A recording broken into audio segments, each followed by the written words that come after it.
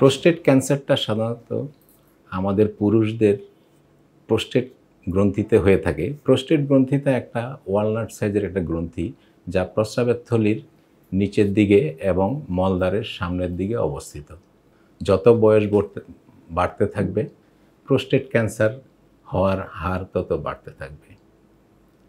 আরেকটা আছে, আমরা বলি অ্যানসেস্ট্রি, মানে আফ্রিকান আমেরিকান এবং ক্যারিবিয়ান অ্যানসেস্ট্রি যারা আছে, এদের মধ্যে প্রোস্টেট ক্যান্সার হওয়ার হারটা বেশি।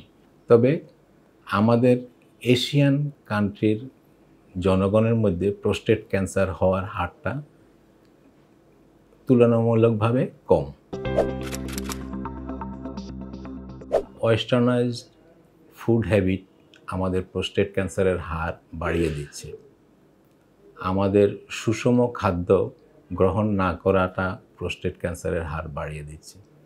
কিছু কিছু কেমিক্যালের মানে রাসায়নিক উপাদানের সাথে সংস্পর্শতা প্রোস্টেট ক্যান্সারের হার বাড়িয়ে দেয়।